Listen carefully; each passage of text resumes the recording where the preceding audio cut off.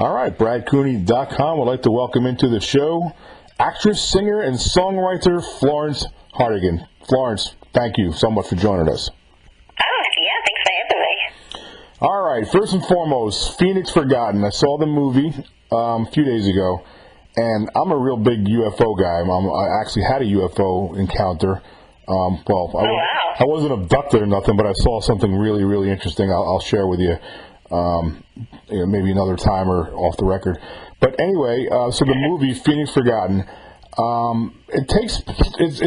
it's basically what I got out of it is it's partially based on true events because it was a massive UFO incident in 1997 that I remember. Yeah, that's right. Right. So talk a little bit about your character and how the movie spins off that incident. Sure. So the movie is set. It's based around real events that happened, which are in Arizona in 1997. There were, I think it's the most widely documented UFO sighting ever. There was a V-shaped formation of lights that was seen hovering over Phoenix. It sort of traveled a little bit and then disappeared, and hundreds of people saw this. Actually, it might have been thousands. I'm getting hazy on the numbers, but it was a lot. The widest, a lot.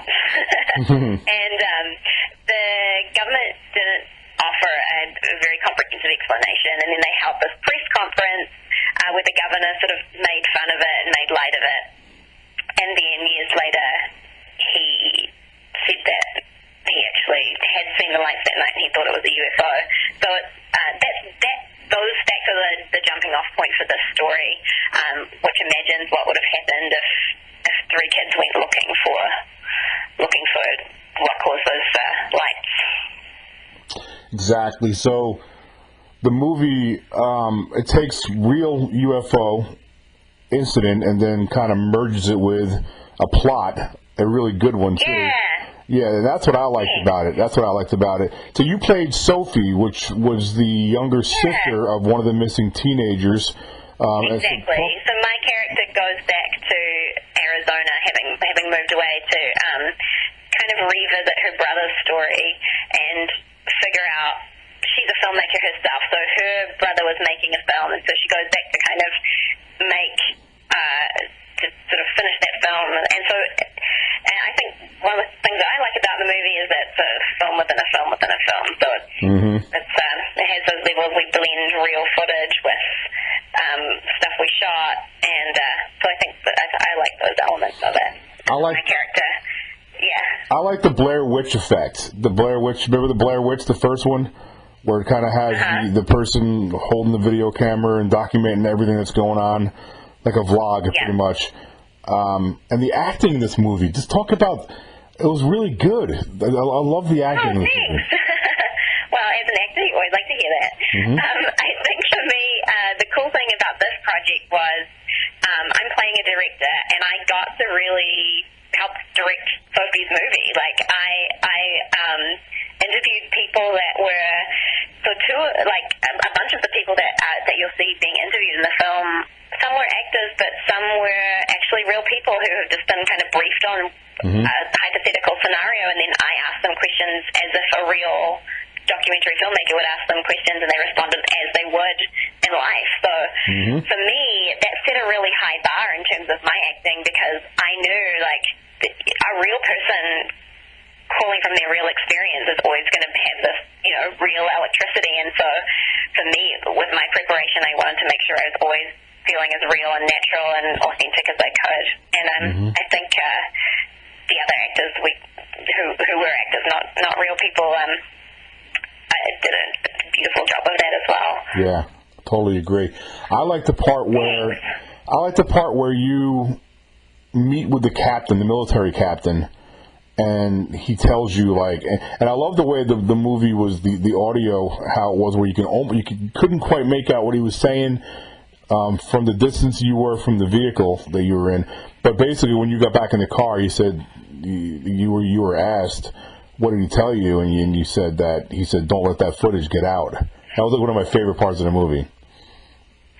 Oh, cool! Yeah, I like that part too. I think it's interesting. Is sometimes what you imagine is the scariest thing. You know, you kind of don't hear what he says, but what you imagine you can only be like sinister and threatening. So yeah, that's cool. And it plays on the government's constantly covering stuff up like that. The government doesn't want things like that to get out, like in real life. Well, I think that these are kind of times where, you know, mistrust of the government is pretty high, and so I think it's interesting, especially with the subject matter, and I know that's something that really interests our director, Justin Barber, too, is like, you know, aliens and what do we know? What can we imagine? Like, what are we being told? I think that stuff's really interesting. I do too. We can go like 20 more podcasts talking about UFOs. Cool. So was there some challenging parts of playing this role? Anything that made you really have to struggle, or was it fairly easy to knock this out? I mean, this is what I love doing, so in terms of like a challenge, like, you know, I guess, yeah, there were challenging parts, but like, it is my absolute joy to like do that stuff. But with this project, both the really fun part and the challenging part was that because there is that real person element, you never quite know what's going to happen, and it's sort of jumping between those important script elements that's crucial to get to move the film forward and like make sure you get the scene that was written. And T.S. Nolan, our screenwriter, wrote like a beautiful script, and then we like chewed it up and improved all over it, which I'm sure is like annoying. But like in the end, like some of T.S.'s stuff, like a lot of beautiful moments from T.S.'s script remained, and so did a lot of great improv from like everyone in the cast. Like there are just gems from like everybody. Clint, who plays my dad, Clint Jordan, has just some amazing dad jokes. His character was so funny. So yeah, it was really cool. I thought all three of the actors that played the teenagers that were lost really they were really good, because especially when it got dark out and they were panicking a little bit and they couldn't find their way back to the truck, and the first lights, you know, the first encounter, and I'm not sure how much improv is going on there or not, but man, it really just got you captivated. I love it. Yeah, well, I think a lot of that is improv. I can't speak to exactly how much because I wasn't there for those shoot days, but I know those kids did a lot of preparation as to like their relationship and like what the scenario would be and what those characters would say to each other. So they were really like armed with kind of an arsenal of like realistic things that this character would say. And I think in the end, like, I think how they approached it, I'm sure I'll be corrected if I'm wrong, but how they approached it was they just hit the scenario and they had points that they had to hit, and then as we shot every scene, like T.S. has written a scene, and then we get it as written, and then we improved around it, and just kind of combined those approaches. Yeah, I think that was well done. So how was it that you ended up in this movie? Did you just see the script and it just grabbed your, you really liked the script, or kind of tell us how that happened? Sure. Well, actually, T.S. and Justin and Wes, who produced it and also worked on, he directed Maze Runner, which T.S. wrote. Those guys know each other from film school, and I've collaborated with them on a bunch of projects through their production company, Strike Anywhere, for a couple of years. So I think it was T.S. who referred me to this project, and I loved it and auditioned and was lucky enough to get the part. So yeah. And how do you shake the New Zealand accent when you're playing an American person? Is it tricky at all? Well, I guess I mean it is. I think it's so funny because I get to do so few projects these days where I get to use a Kiwi accent, so I'm kind of like, I would love to do something where I can't do. But I think in terms of that, like, it's sort of it can be a handicap, or it can be like something that slots you into the character even more easily, because it's one more thing that's like removed from yourself as a person. There's one more layer of character you add that's like, oh yeah, I'm someone else. This is how this person thinks, you know. first movie, I knew there was a lot of improv, so I did also work with a dialect coach to make sure everything was on point. Yeah, I didn't hear this accent at all in the movie, so you did good there, that's for sure. Oh, thanks. Yeah, it was cool. That was the fun part of it. Yeah. So when I was researching who put this movie together, I was checking out the producers, and you talk about insanely impressive resumes, like Ridley Scott and Wes Ball. When you talk like The Martian with Mark Hanton, Maze Runner, Alien. The Martian was one of my favorite movies, probably in the last maybe 5 years from a space. I know, it was so good. Did you read the book too? I didn't read the book, but everybody told me that the book was insane. Yeah, it's so good. I think I like books that I read and I'm like, oh, I feel smart. I understand the science you're talking about. But they really explain it very much for dummies, I think. But yeah, I really enjoyed the book. There's a humor to it that's I think they captured very well in the film too. But I always think that if I read a book that I really enjoyed in the movies, the special features of the book, so I can appreciate them as two different entities. Yeah, I thought Matt Damon was just unbelievable in that movie. He was great. Yeah, he was great. Yeah, good stuff. He was really well cast in that. Yep. Did you see The Passengers? Have you saw that movie, Passengers? Yes, I did see that. That's my other one that was really so much better than I thought it was going to be. And I figured it would be good, but I didn't think it would be that good. It was really good. Yeah, I enjoyed it, but I couldn't get away from the creepiness of that situation. Well, that's what made it great. What do you mean when you woke her up? I feel like they maybe should have started the story. I was talking to someone else about this. I was like, I would have liked to see the story that happened when it's from her point of view, where she wakes up and then she's like, this guy woke me up. What do I do? I want that story. Yeah, but she did so good when the android bartender filled her in. When she discovered that he did wake her up, she was so freaking pissed off. And I thought she really nailed that part. Beautiful actress to watch. Yeah. Yeah. She did a great job. All right, so let's move on to some of your other projects you got going on. Sure. I read about an animated feature that's coming up, Maleovent. Maleovent. Yeah, I have a movie coming out in summer. It's an animated horror movie. It's one of the first American animated horror movies. And it has William Shatner and Marina Baccarin in it from Firefly. Yep. And Ray Wise and this woman Danny Lennon, who's amazing. She was in The Love Witch, which just came out. So yeah, it's a great cast, and it's that was really fun to do. It was fun for me to do that part because I get to play a valley girl. And oh, cool. I don't usually get cast as those that type of girl just because I'm not I don't look like a valley girl. You're so not a valley girl. I mean. Yeah.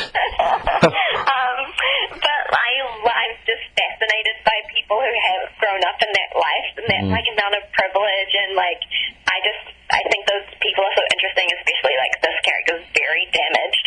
So it's a dream to get to play this person, and also I get to.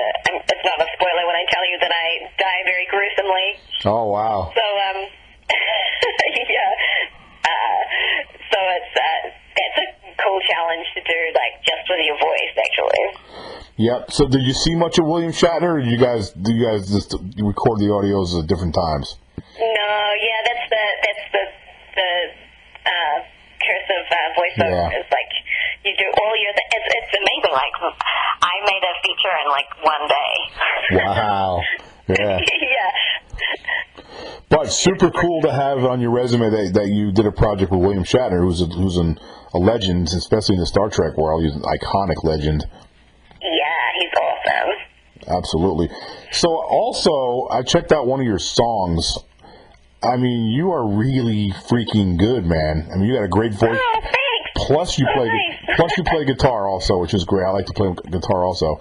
Oh yeah, what kind of axe do you rock? I have a Fender. I have a Fender. I've had the same Fender acoustic guitar. I've had it for about 25 years now. I just don't want to part with it. Oh, my first acoustic guitar was a Fender too. I still have mine. Oh, really? I see.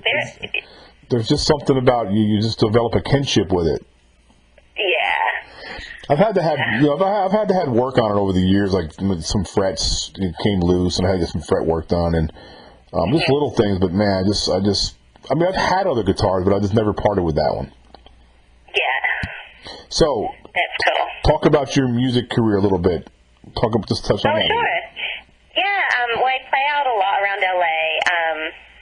I've sort of been in bands and done like a solo thing for years and years, and at the moment I'm doing a lot of writing and I'm recording and playing. I just recorded a track that I'll be releasing on Spotify pretty soon with my producer Josh Sontag, who's an amazing musician and guitarist and producer. Not out quite yet, but you can look out for it on Spotify. Nice. Now, will this be your first like single release type thing, or have you done other releases? I was in a band for a number of years called The Amber, and we have some stuff on Spotify that I had a hand in writing, and it's a beautiful band. They're still actually making music, but so you can check us out or check them out on Spotify, and I think some of the tracks I'm involved with are still up there, and I'm really proud of that too. So, and it's kind of like 3-part, like folky music, and that's kind of a fun project. That's awesome. We have a few things in common. We're both born in upstate New York. Oh, cool. Where were you born? I was born in Cold Spring, New York. It's the Hudson Valley. I think you were Cornwall. Were you up north or further north, right? Where were you born? Ithaca. Okay. Ithaca. Yep. Yeah, but I gotta say, like, I actually haven't been back there since I was 18 months old. My parents were up there, and just for a little while. My dad was, I believe, he's doing his master's at Ithaca College. Ah, okay. And my mom was studying there too, and they had me there, and then we moved back. They're both from Ireland, so we moved back to Ireland, and then we immigrated to New Zealand when I was 3. So I got a lot of passports. Yeah, I'm about to say, you're born in New York, scooted over to Ireland, and then ended up in New Zealand, and now you're in LA. Yeah. Well, the advantage of like being incredibly nomadic is that I have a lot of places to stay internationally. There you go. Exactly. Save on hotels. Exactly. So what about future projects? Do you have anything coming up that you can talk about that we haven't touched on? I have Maleovent one coming out in the summer, and then nothing else so far. I have a couple projects I'm developing in terms of writing, but those aren't ready to talk about yet. Well, I think the movie Phoenix Forgotten is going to spin off some other opportunities for you. I really do. I think. Oh, thank you. I think we need to see more of you on the big screen in theaters across the country. Oh, thanks so much. I'm so glad you enjoyed the movie. I really did, and I really enjoyed this interview. I'm so glad you joined us. Before I let you go, though, I want to give you an opportunity to tell the listeners where they can follow you, social sites, if you have a website you want to talk about, anything like that. Oh, sure, yeah. I guess I'm most active on Instagram. It's FL0BIE, Floby. You can search my name and it comes up. Or on Facebook, Florence Hartigan. You can just find me on I have a page on Facebook, too. Well, thanks so much for doing this. I hope you enjoyed it as much as I did, and we'd like to get you back on in the future for a follow-up when you got some new stuff to talk about. That sounds amazing. Thanks so much for having me. It was so fun. Huh.